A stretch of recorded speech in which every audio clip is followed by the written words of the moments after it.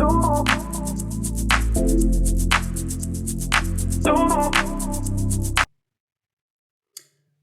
it's Tracy from Two Rocks Tarot, and it has been a while, hasn't it, since I've done a health update because so much has freaking happened, I don't even know where to start. So I thought it'd be about time that I should film a video. This will be probably the only one that I'll do before for this year, and we'll see what happens next year, hey. But I think the last time that I spoke to everybody was that I had a scan, and it showed that all of the cancer had shrunk and decreased.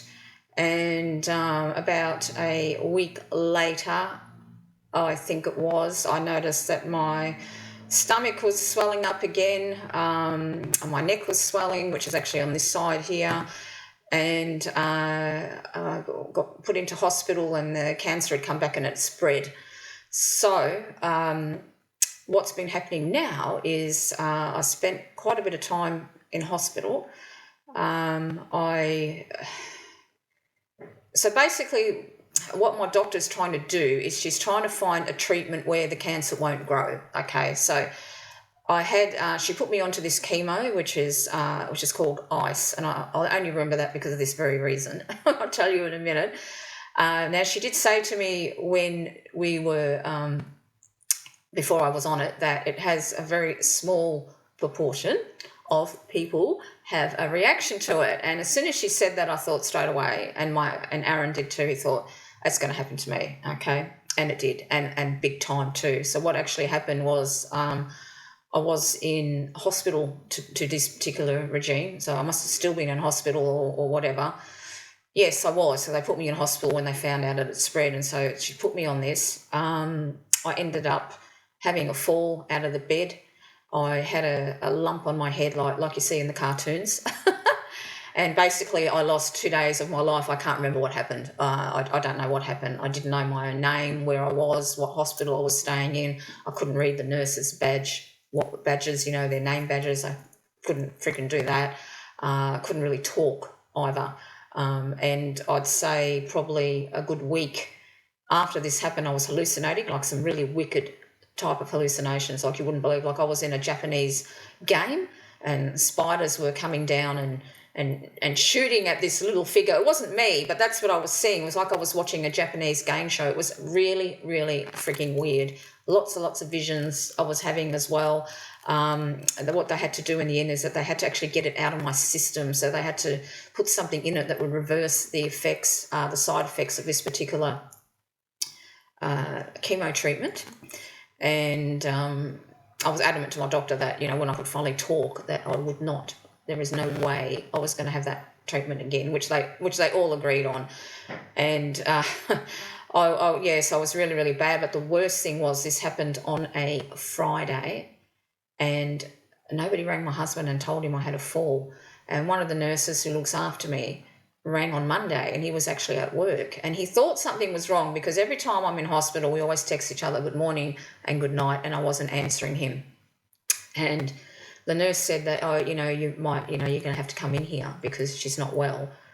And he said, I can't because I'm at work, because he was in a meeting because he didn't know what happened. And then she clicked on that nobody had actually rang him and told him what happened, so she had to freaking tell him over the phone. Oh my God, it was horrible. And he just left work straight away and come by my side. And I was that out of it that I actually forgot about him until he stood by my bedside. And then I said, oh, babe.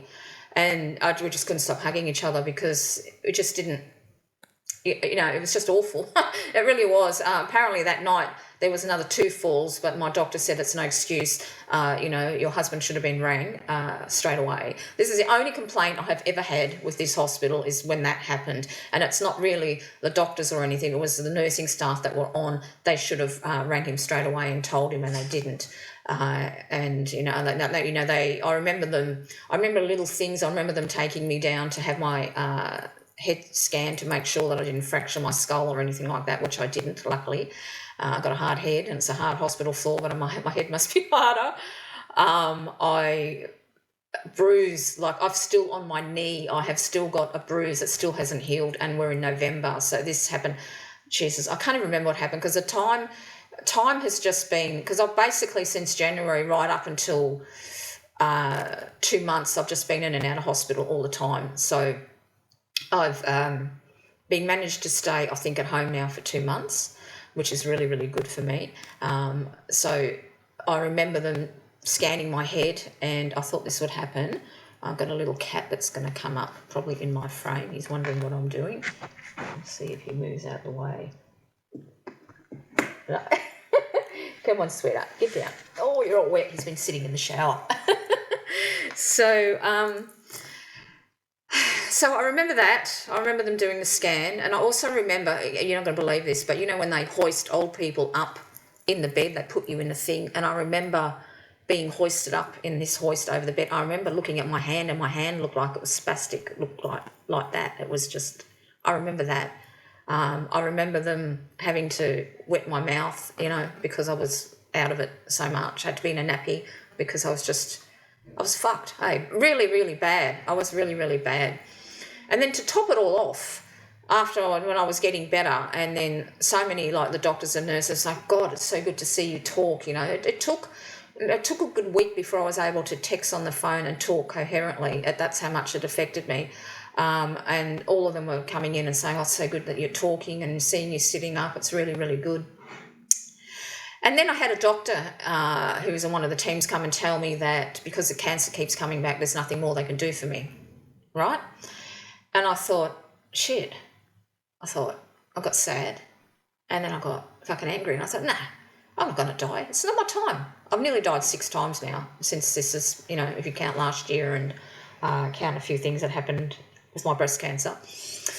So, and I thought, no, I'm not. And then my doctor who looks after me came in not long afterwards, and she said, how are you feeling? I said, I'm not too happy that I've been told it's all over, Red Rover. That was my exact words. And she sort of looked at me. And in the end, what happened is I haven't seen this doctor since, so I don't know if they got rid of him. I really, really don't, because I used to see him all the time, and I haven't seen him for a good 2 months or so, if not a bit more. So I don't know if they got rid of him. Now, she's not giving up on me. By far, she's not. And I said to her, Julie, don't give up on me because I'm not giving up, and she realises that now. So, I mean, I suppose a lot of patients say that, but, you go through a lot of shit when you go through chemo and any kind of cancer treatment, not just chemo. And what she was suggested next was that I'd probably need a bone marrow transplant, might help my chances of survival. So I went to this other hospital, which is further away, and oh my God, it's so big. It's so big. It looked like the city of Melbourne, honestly. That's where I grew up, in Melbourne. It was huge, and they give you a pamphlet while you're waiting telling you about the risks of having a bone marrow transplant. And it is horrendous because of my particular cancer that I've got, which is T-cell lymphoma. I've got about an 8, nearly 10% chance of dying from this procedure. It's not so much getting the bone marrow out or anything like that. It's because your body tries to reject it because it'll be coming from a donor. Now, my brother, of course, wanted to donate straight away, and he, which is fantastic. That he was quite willing to do that, because even though he's in South Australia, they could do that. But I decided against it. I decided not to do it. And not just because of the high chance of dying from it, because there is no guarantee anyway that it'll work. Plus, I'd have to be about a month, if not more, away from Aaron. Now, this hospital is probably a good 3 hours away from where we live, and I'd have to be in a sealed room for, come on, baby, off you get. Come on, no, you get down. In a sealed room for about a month, if not more. I wouldn't be allowed to touch my animals, like my cats. I had to keep right away from them, and I'd have to also, it's really a horrific procedure, to put it mildly. Now, one of my doctors, other doctors, she used to actually work at that place, so she knew exactly what went on, and she did not blame me for not wanting to do it. And also my age goes against me. It works better for younger people, and even the doctor said, because my cancer is still active, it's not a good option for me. The doctor who I saw about the bone marrow, he said it's not really a good option for me, and that yeah, and it was a lot of thinking and stuff like that. But just sort of being away from Aaron for a month, I hardly ever get to see him. I've got to be in a sealed room. There's only certain things that I could eat, and I thought, if my time's up, I do not want to waste it being away from my husband and our cats and dog. No, I just didn't want to do it. So then my doctor, Julie, now she's the head of the whole hematology team. She's like way up there. She's so super intelligent. So she said to me, well, would you be against using your own stem cells? And I said, well, no, actually, I wouldn't, because that gets rid of that risk of rejection. So that's what I did. So I had to get so as you can see I've got these in my arm. This is where all my, that take my blood out, give me chemo and everything like that. Well, I had a massive one in my neck, and the tubes were about that thick, because it needed to have, it needed a stronger, this isn't strong enough to get the blood out and to separate the stem cells. So for 3 days I was on machines, say from 8 o'clock till I think it was about 2:30. That's as long as they could do. I had to get a certain amount of my stem cells, and it's pumped out and it's put into a machine, and the machine separates them, and and then it's it's all frozen for when I get in remission. As soon as I'm in remission, I can stay at the hospital where I've been getting all this treatment all the time. And I mean, it still might be, a few weeks, still might be 3-4 weeks, but it's just, at least Aaron can visit me, It's only, an hour and a half away from where we live. It's not that far. And plus I know everybody. Cat's going to jump up again, because I know everybody in this hospital. No, get down, sweetheart. It's become like a family. I know all the nurses, I know the doctors, I feel comfortable there, and I just don't want to go anywhere else. I just want to get my treatment done there. So that's all ready to go when I'm ready, when I get into remission. So so then she decided to try. Now I can't remember if I had another chemo or if she put me on these tablets. I can't, like, the timeline is just really hard to remember. I could have possibly had another chemo, but I don't think so. I don't think I did. I think she's put me on these. Ironically, she wanted to give me a break from these tablets, from the chemo. But ironically, these tablets that I'm taking were taking, was tablets to stop organ rejection for people who get heart transplants and things like that. So that was interesting. But what it does, it turns around. It's had some. The best way to explain that, it turns the cancer cells against them, and it actually it makes it kill themselves. It's hard to explain, but that's what she put me on. And then I was on them for about not even 2 weeks, and then my neck come up and big lump and lumps down in there and everything. So it didn't. It wasn't working, and she said, oh, shit, I thought it would work a little bit better. And then I had to go and have a scan.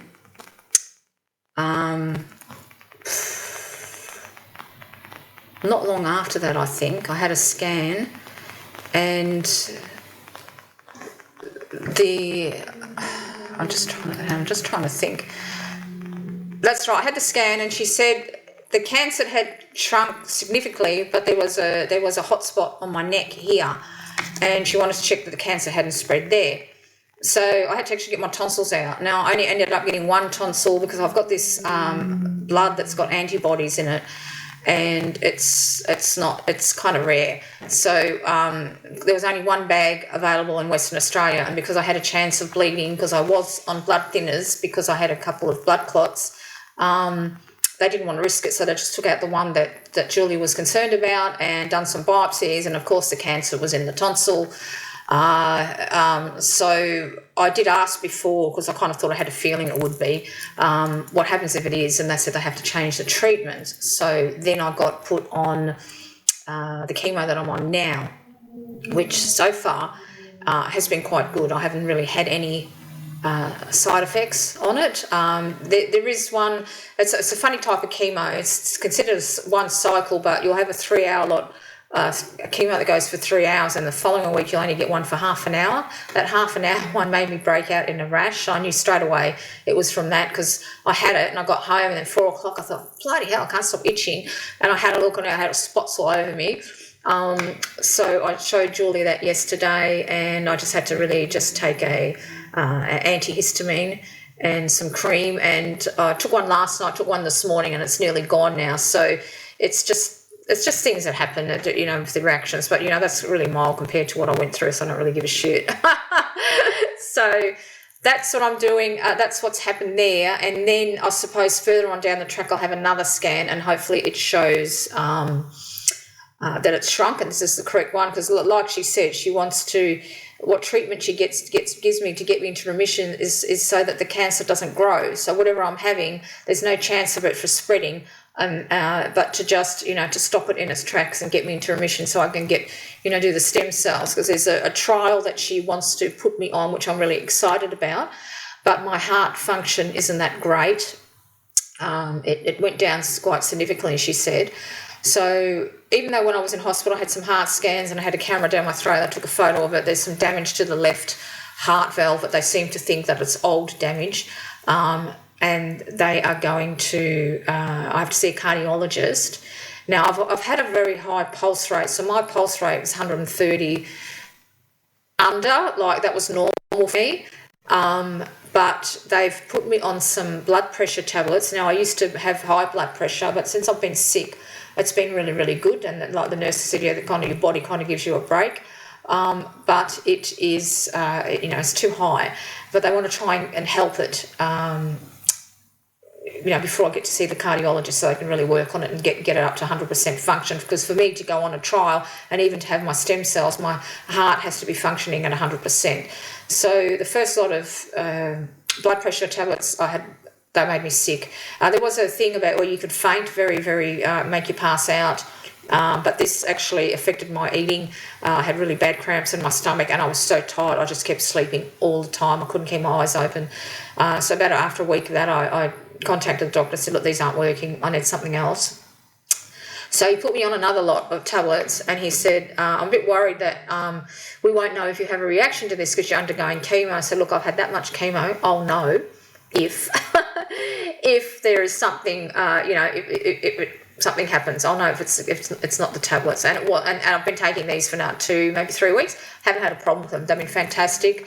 And my pulse rate's gone right down from to 80. I've seen it down at 69, 70. So it's working. It's actually working. So, but I will have to see a cardiologist. Because I've got to be as healthy as I can be. Really, that's why she tried these tablets. She wanted to give me a break from the chemo, but it is what it is. You've got to do what you've got to do. So that's what's happening there. What else can I tell you? So once the heart's functioning, and things will move on. But it's getting in remission. It's the heart. I've got the worst type of lymphoma that you can get. It's a nasty one. Very, very hard to beat it. But I am going to beat it. I don't care. It can do what it wants. I'm going to beat it, and it's not like that I'm not responding. So even though things haven't been working, the first lot where it spread, that was bad, but I have been, like these last 2 lots, I have been responding. It's shown the shrinkage, but it's not like I haven't had a response at all, which is really, really good. So I've just got to get this old ticker of mine back into 100% functioning properly, and that's it. And what else has been happening? I'm just trying to think. So much has happened. I have actually got some hair. I don't know if I mentioned it. I've had to record this bit again because for some reason I only recorded 12 minutes. But I have got some hair. This one actually just makes it thin out a bit, so it's starting to grow back. But I don't, I couldn't care less that I've been bald as a badger for the whole entire year practically. I really don't care. As long as I get well, that's all I'm worried about. Aaron's working back to 5 days a week. He was doing 4 days a week at working from home and going in once a week to the office. He's back to 5 days now because I'm better. He has set up, you won't be able to see it, but behind me he's set up a camera so that if I have a fall or anything like that, he can keep an eye on me. He can see what I'm doing, which is, it's been really, really good. It makes me feel better because when I first got out of hospital. I was there for a long time.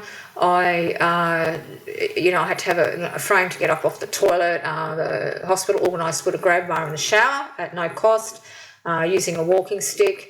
They wanted me to use one of those push frames, the old people use with the brakes on it and the seat. And I said, no, I'll make do with a walking stick. And I did. Sometimes I still use it because after chemo you get what I call jelly legs, a little bit wobbly, so I'll use that. I've got no problems with a walking stick. I need it.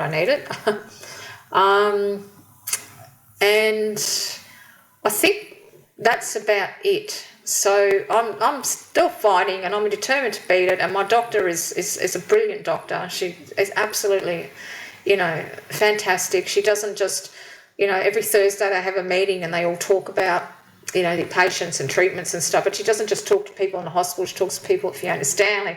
She, all around the world. Like they talk. It's amazing, and I'm so grateful that I'm being looked after by this hospital. I can't tell you. Everyone is so kind. Everyone is just 100% there for you. They really, really are. So I'm pretty sure that was it.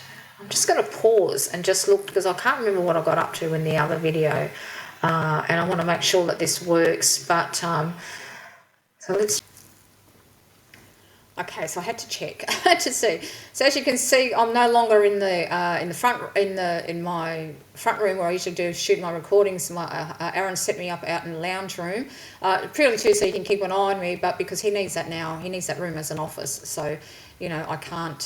So I'll just be filming in here when I do, which probably won't be till next year now. Sometimes I really need to concentrate on my health.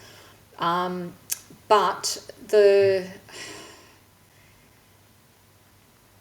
as you can see, I've lost a lot of weight when I was at my worst, because when I was in the hospital, I had fluid everywhere. I had fluid on my heart, fluid on my lungs, fluid on my legs. I got up to 98 kilos. I'm now 61 kilos, so I've lost a lot.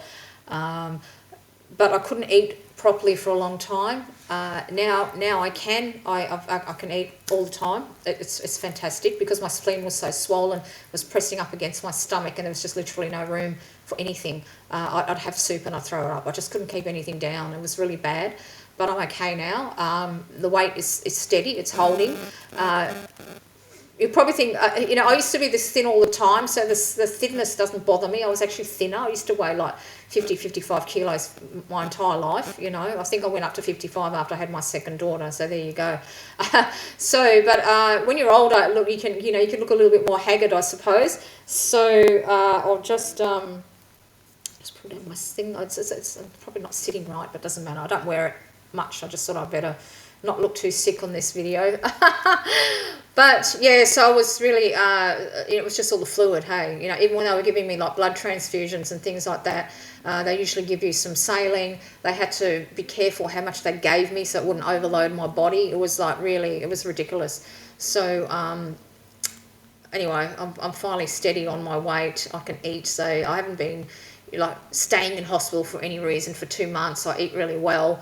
I got to know the hospital menu so well that I knew what to order and what not to order.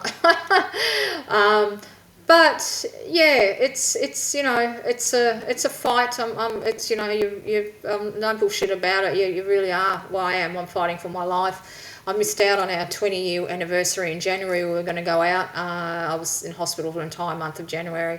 We're coming up to 21 years now next January, and I know I'll be able to go out. It's my husband's birthday next week, and we are going to go out for dinner, and which is just wonderful. And on the weekend that just passed, we went out for lunch on Sunday, and we went out on the Saturday as well, and I haven't been able to do that for a good year or so. I haven't really been doing any tarot, but I actually edged a deck yesterday for the first time in, I don't know, 2 years or something like that. I haven't really been doing any tarot. I tend not to when I'm really ill, because you can just read too much, just too much things into it. So I don't. Occasional card of the day on an app that I've got on my phone.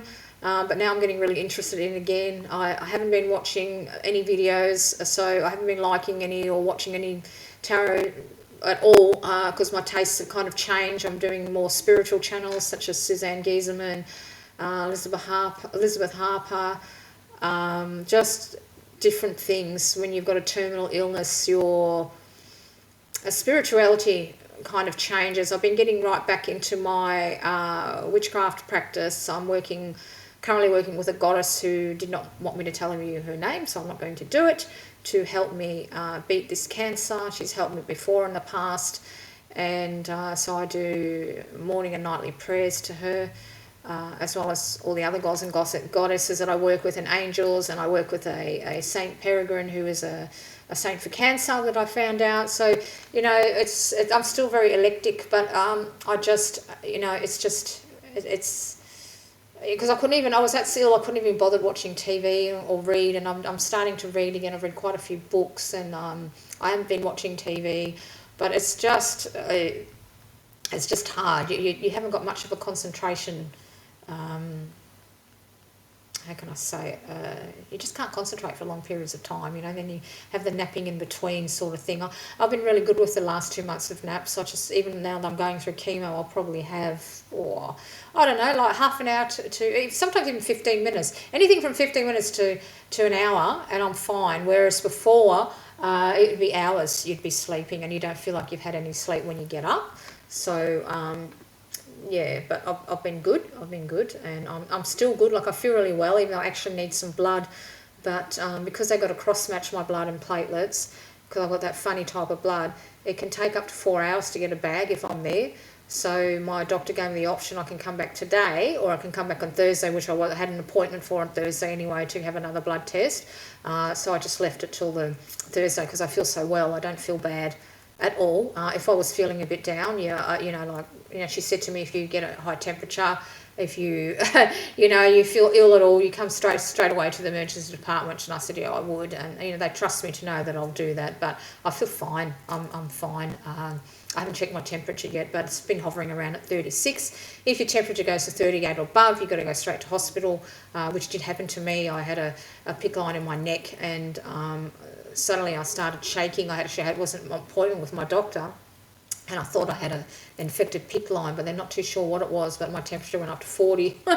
It was bloody in the middle of winter. I had a fan on me, and I had oh my God, it was a nightmare. It took a while to get down, and with antibiotics and things, they're not too sure what it was. Actually, they're not really sure. So yeah, you've really got to watch your temperature, because you can get quite sick and die if you're not, if you don't get looked after. Like, it's like straight away sort of thing. So I think I've covered everything. So I just wanted to let you all know that I'm still here. I'm still fighting. It's been it's been like a roller coaster. So it's like a step forward, a step back.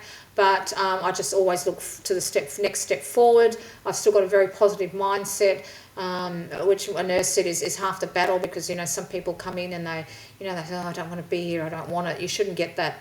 You shouldn't think like that. I welcome the chemo. I don't care if it makes me as crook as a dog. I welcome it, because it's going to kill what's within my body. Why wouldn't I welcome it? Why? It just doesn't make sense to me. So and I'm just so grateful to be at such a wonderful hospital, wonderful doctors looking after me, and nurses.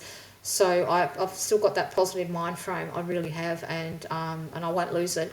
I'm sure I've got my down moments every now and again, like that bloody doctor, because I said to him I'm going to die, and he was quiet. He was totally silent. I thought, shit, but no, I'm still here.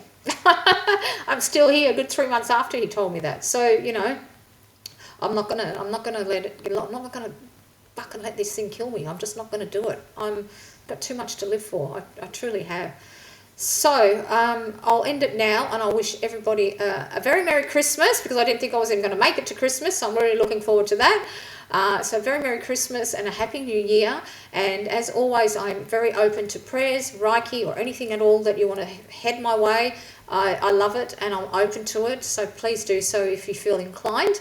And I'm always, in my nightly prayers, my daily prayers, I always send blessings your way to people who have sent me healing.